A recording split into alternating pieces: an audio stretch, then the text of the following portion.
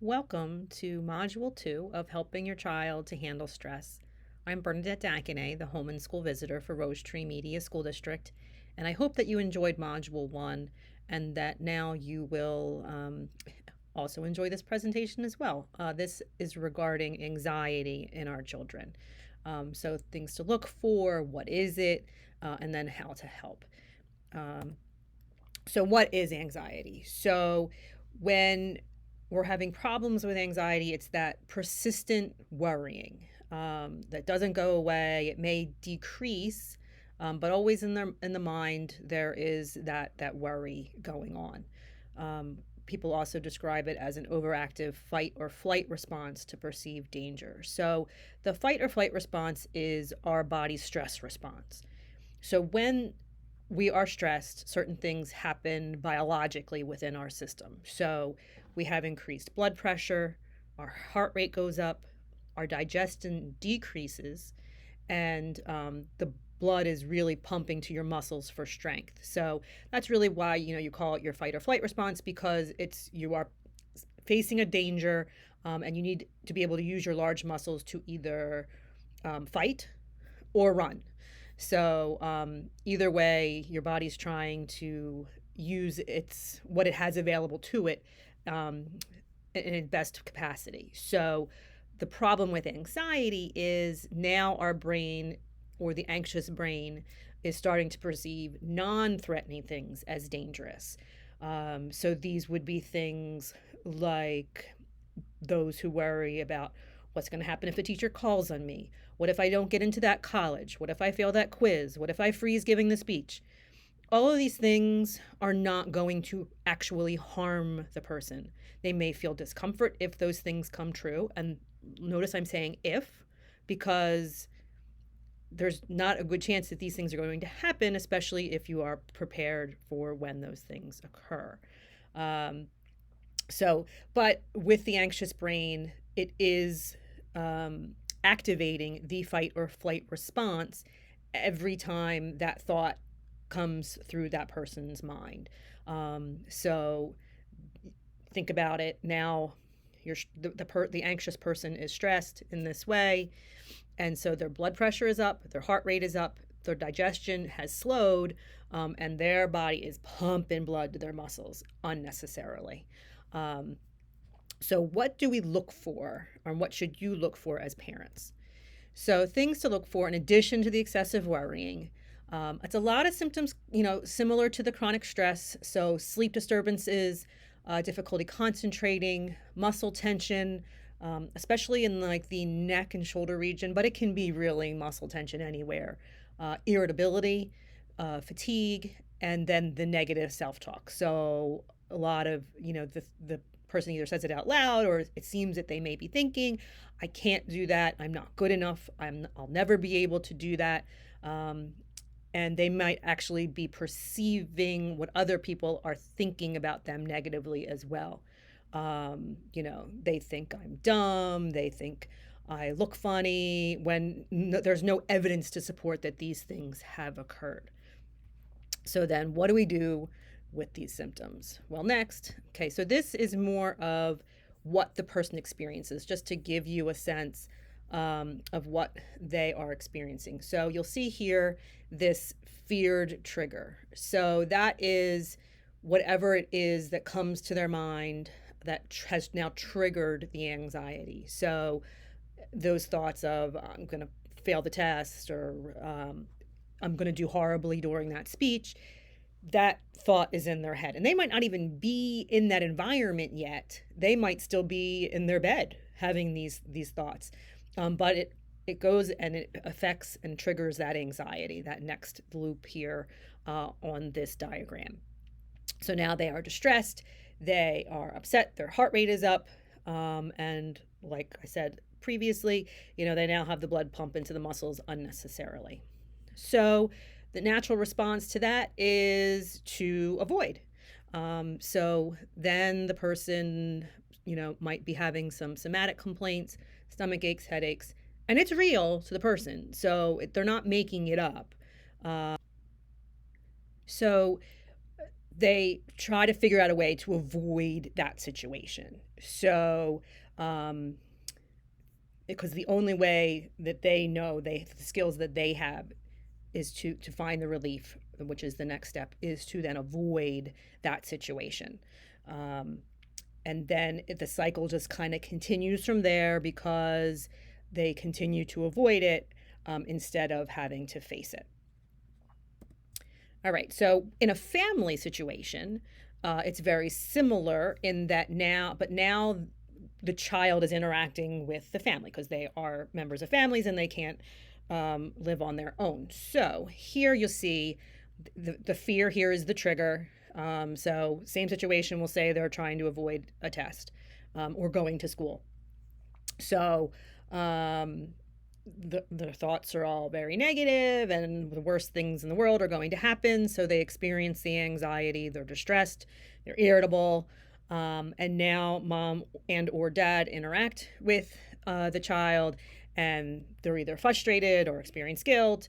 And they're trying to, of course, help their child to feel better. So for those parents who don't know what's going on and don't know how to help the child to cope with the anxiety, if they're even identifying it as anxiety at this point, then the family accommodates and allows the child to avoid by letting them either not go to school that day or, reaching out to the teacher and say they're not prepared. Can they take it another time? And then the patient feels, or the child feels, relief because they don't have to face that situation. And then momentarily, the family is at peace. But then, we eventually the child is going to have to face the situation. So the loop continues, which the frustration you see here for families will get greater and greater as more accommodating has to take place by the family. So what I propose to you is that the way to break this is through repeated exposures of the situation that the child is trying to avoid. So when we get to this point in the cycle where the family accommodation patient avoidance comes in, instead of the family using their frustration and guilt to immediately fix the situation, what you're going to need to do is to have a plan in advance of how you're going to handle that situation. Now, whether you have a significant other or whatever your family makeup is, those adults who are supporting that child need to be on the same page. That's number one. Because if you're not and the other person is willing to continue the accommodation, then that child is going to go to that person and find a way to escape and avoid. So what you want to do is in advance speak with the child and say, I know you've missed a few days of school the last few weeks because you've been having a lot of stomach problems and headaches, and you've really been worrying a lot about blank. You fill in the blank with whatever's going on. We, as your family, cannot allow you to miss any more school due to this, and we're going to help you and support you. But what we're going to do now is every day you're going to be going to school unless you have a fever or diarrhea. So notice I'm not saying vomiting because some students or children will vomit in the morning due to their anxiety. So you don't want to kind of plant that in their head in advance. You're really going to have to gauge that. And if that's what's going on, definitely consult with the school, whether it's the school counselor, the school nurse, or me, the home and school visitor. You're welcome to contact me as well if you're getting to the point where the child's getting physically sick, vomiting.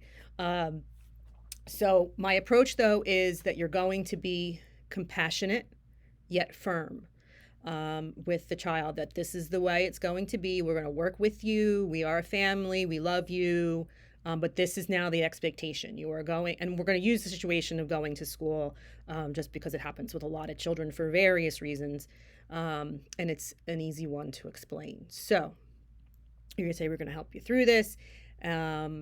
we will give you reminders of the next step of what you need to do in the morning. Um, but if at the end you do not go to school, then you have to think of whatever that consequence is going to be for that child. So for a lot of children, having the Wi-Fi cut off for the next until the next day is a good consequence, because you want to make their at-home experience as unpleasant as possible. And I don't mean um, just uncomfortable, not unpleasant. So I let me fix that. So you don't want them laying in their bed or laying on the couch watching TV all day. They're going to be bored. They're going to not be able to do anything. You can allow them to do schoolwork, read a book, but as far as anything else, if they stay home, there will be no pleasurable things happening. Of course, they're going to eat and that kind of thing, and you're going to engage them on a very minimal level. Um, if they do stay home. Um, and so then the day of when this is happening, the goal is that the family is as calm as possible. So you are going to have a very neutral interaction with your child. If you start to feel yourself getting frustrated and upset, and your tone is, you're raising your volume, or getting impatient, it's time to take a deep breath, walk away for a minute, and come back, because your interactions with that child just need to be as neutral as humanly possible. And I know this is so hard, so please don't think that I'm taking this lightly. Um, so just to reiterate again, what you're doing is really not allowing the avoidance. And then if they do avoid, um, then the consequence has to be enacted, whatever that is. So in this situation, it was the Wi-Fi access being turned off until the next day, and that's where they get a chance to earn it back the next morning with this same thing. So you're going to be repeating this pattern every day, because, like I said earlier, the repeated exposures is the key. So them building off one day after the next of actually being successful, whether they only go to school for a few minutes, they just get on the school property and then they leave. You really would have to weigh that scenario. I would recommend talking to the school counselor or myself about, what is a valid expectation to have for the child each day. So the more that we can break this cycle that we see here, so that this avoidance piece is not happening, and the relief and peace that people experience happen once the child has actually faced the fear. And for this situation that I was explaining in depth there, was the going to school. Okay, so some other keys is, if it's a young child, I tend to call the anxiety monster, because we don't want to make that monster any stronger. And so in that way, you're explaining that avoidance, that not facing their fear, as this anxiety monster. And we're trying to kind of make it separate from the child. So like when you as the parent are frustrated with what's going on, you can kind of partner with your child against the anxiety and not be against your child. So, helping, because I'm sure the child is frustrated with the anxiety too. They just don't know what to do with it, because it really just takes over their thoughts and everything. So, please, if you need more pointers along these lines, please reach out to me. So another thing to keep in mind is, when you're doing this with your child, make sure, when you're talking to them about these things, you want to make sure that they're in as calm a situation as possible. So they're not in that heightened, really anxious state when you're having these discussions with them, trying to partner with them with the anxiety. And with older children and teens, you don't really want to call it the anxiety monster, because they'll think that you're treating them like babies. You could really just show them that avoidance cycle, and you can easily find it through a Google search.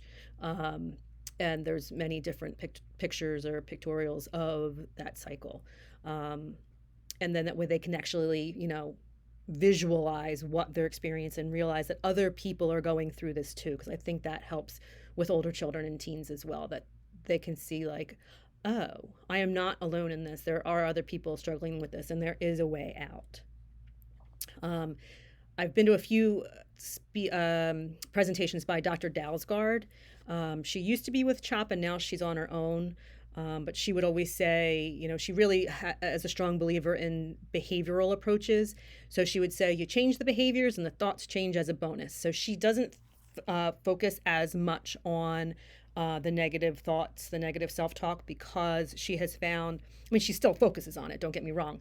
But she has found that when the children can face the triggers and actually go through with the exposures, that she gets more bang over her buck that way.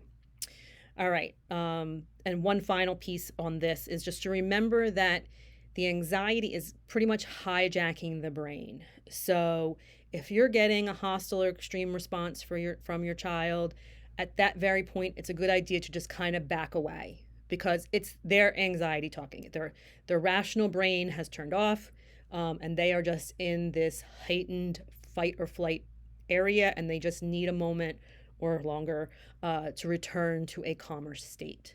So that's, once again, why it's so important for you to maintain a neutral tone and volume, so that you're not heightening the situation and making it worse for everybody. All right. These are just, the general types of things also to do and to keep in mind, along with, really focusing on those exposures. You want to increase the physical activity of the child. Make sure they're eating nutritious and varied meals. So this is especially important with anxiety because, like I said, with that fight and flight response, that it tends to slow digestion. So they may really be feeling full or nauseous because their body is just so full of cortisol. And so it's messing up their ability to process the food. So definitely also consult with your child's pediatrician or doctor, so that they can give you suggestions as well as to how to help with that piece if you're noticing that your child's not eating properly. And then something that helps everybody is having good sleep hygiene or good sleep practices. So with our young ones, we want at least 8 hours of sleep. If they're not even teenagers yet, really more like 10 hours of sleep a night. No screens an hour before bed. And that is important for everyone as well because of what the screens emit, the blue light that the screens emit. It keeps the body and the eyes awake. So your brain thinks that it should be awake, and then it makes it harder to fall asleep. You want to create nighttime routines. So when are we getting ready for bed at night? What time? And then really, create that time so that it's slowing down the body. So maybe add some relaxation practices in there, reading a book, but it really should not be something based on a screen. So if you tend to read books on a tablet or a computer, having some paperbacks available for that nighttime routine would be helpful. And then once again, back to those mindfulness activities. They don't have to be necessarily at bedtime. They could be at any time of day, especially if you're noticing the child has certain times a day where they tend to be more stressed or anxious. Okay. And then if you're still, really struggling with this, and it is a very hard behavior to change, feel free to partner, like I said before, with your child's school counselor. If your child's worries do not respond to these techniques, or your child's talking about wanting to die or hurt themselves, please reach out to your child's pediatrician, family doctor, or a mental health professional. They will help you. They will assess your child to make sure that they are safe. And always take it seriously if the child is talking about wanting to die or is having thoughts of death. And then I'm Bernadette Dakinay. You can always reach out to me as well. I hope that you have found Module 2 helpful. And coming up next will be Module 3. So if your child tends to be more depressed, I offer some pointers on how to handle depression and stress. And then finally, I hope you'll check out Module 4 with the resources. Thank you very much.